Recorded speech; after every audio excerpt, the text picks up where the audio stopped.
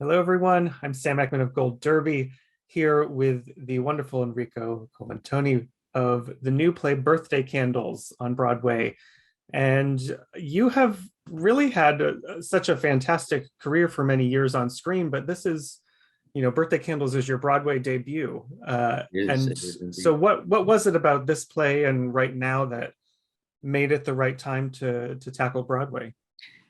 Uh, Timing is everything, isn't it? I was doing an off-Broadway play in 2019 at the Lucille Ortel play called Fear, and you know how I always could feel that work begets work. If I'm doing a play, another play is going to be coming in, and you could just follow that for as long as you want to if you put your mind to it.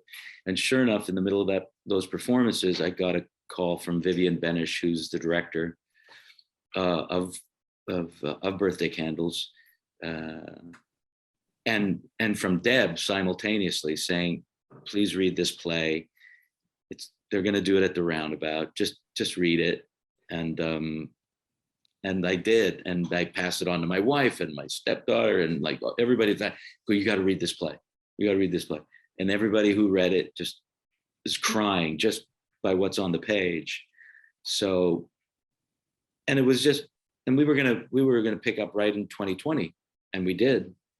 And then 2 weeks later, we were sent home for 2 weeks, and then 2 years later, here we are, really coming. The closure of it feels wonderful, but just to be a part of it and knowing that the Roundabout believed in it so strongly, to hold on to it is the greatest gift. It really is such a great gift to make this my Broadway debut.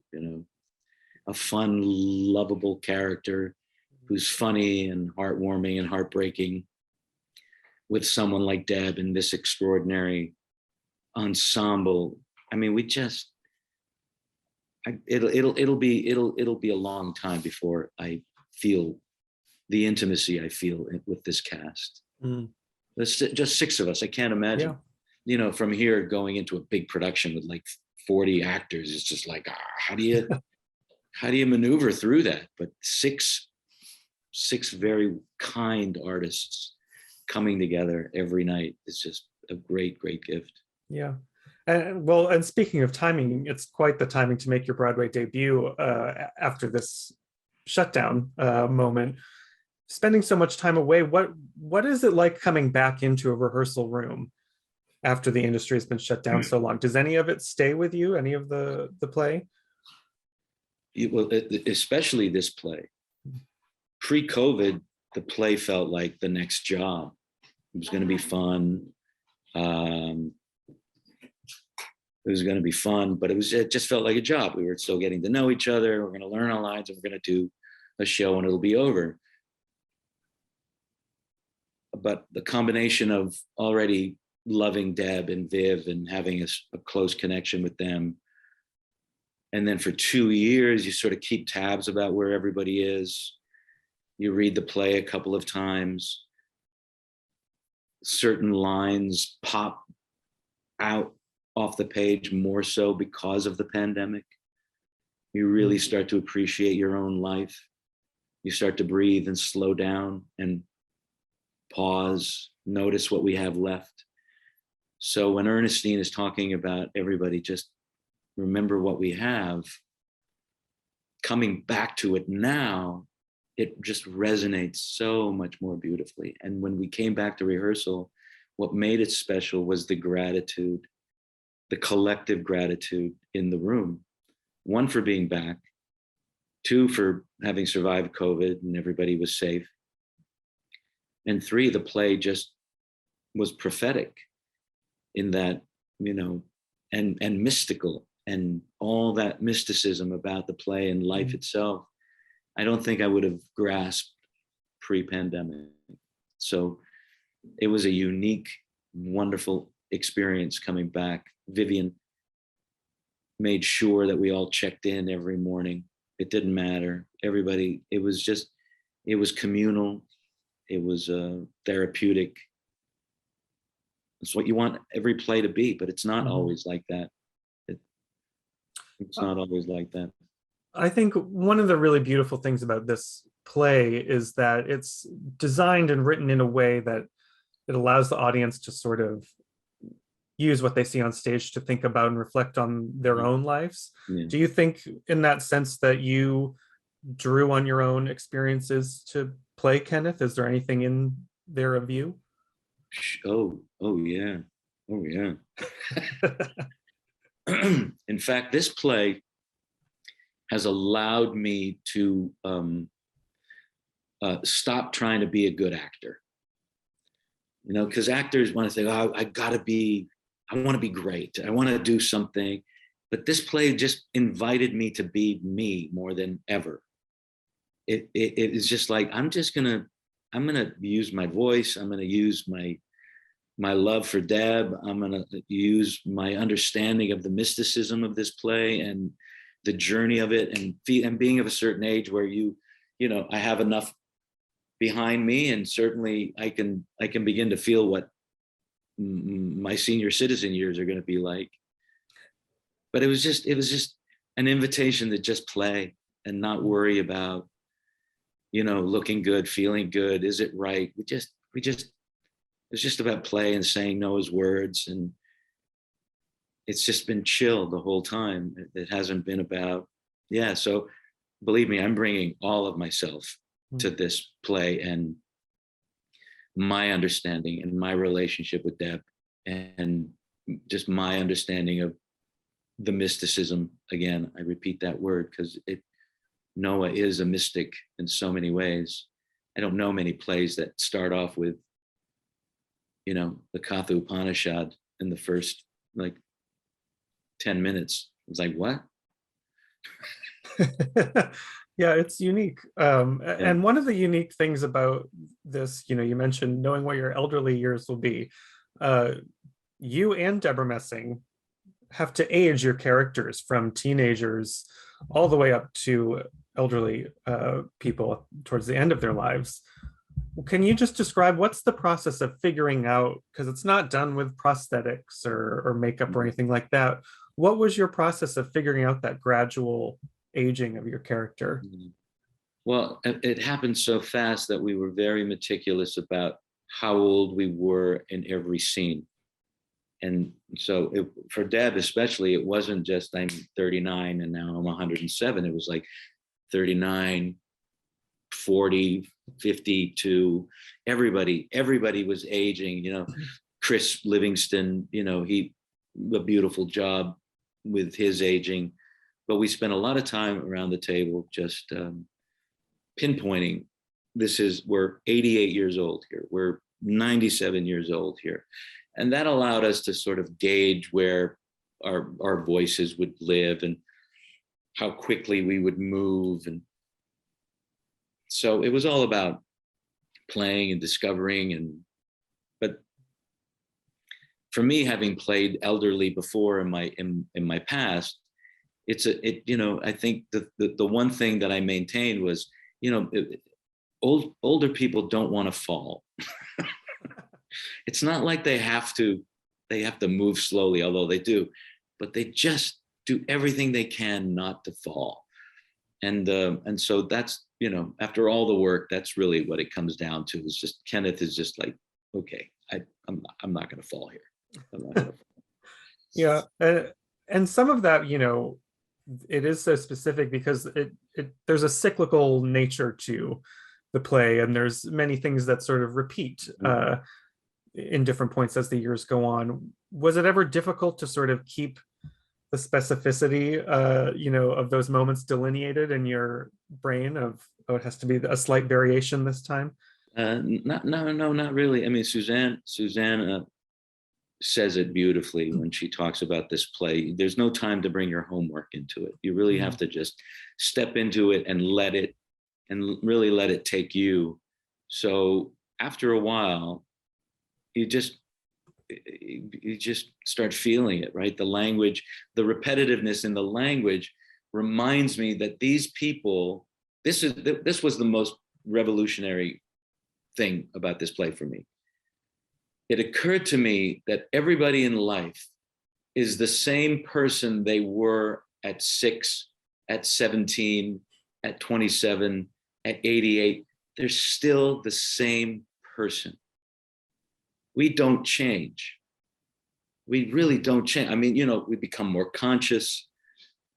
We become more energetic, but the voice is and that's what's so beautiful again and again is the Joan character, Crystal, who plays Joan, comes back and plays her own daughter, who plays, and then they play Chill. It's like, that's exactly how it looks. That's what it feels like. I'm going to look like my dad. I'm going to act like my dad. I'm not going to be my dad, but I'm going to have the essence of my father and my mother. But that was one of the first realizations with this play, is like, we don't have to be different characters at every stage in our lives. We're this Kenneth at 17 is the same Kenneth at 88. He's still philosophical and wants to have fun and just is a believer. He's a real believer in hope, and it's like, so that doesn't change. It's just a physicality, a little voice, the want, and his desire, his need, his want doesn't change either, except when he actually gets Ernestine and they do fall in love. That's, there's a shift there, but it's interesting. It's like we don't change, really. We really don't change. Well, I would love to talk about that want, because I think Kenneth is the audience really latches on to him because he waits his whole life for this woman, and that's quite a tremendous thing, to spend all those years waiting for someone. What is it like playing that moment where he finally, there's just this big release, I think, of emotion when he finally gets it? Again, the play happens so fast, you don't really see that moment on stage. They already know. They've already connected. The audience discovers it, but he's already ready to propose. So it's like, I'd be interested to see that moment where she finally did recognize him. We don't get that. We don't get that. We just get, okay, now they're together. So I'd never thought of it that way. So in the playing of it, it just feels like, hot dog. Now I'm here to propose. I'm here to celebrate. I already have it. Now let's make our life. Let's build a life.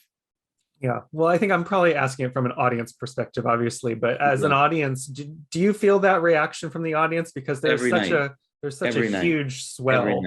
Every night. We all understand Kenneth in the way, it doesn't have to be love. It has everything to do with one's dreams, attaining a lifelong dream. How long do you have to wait?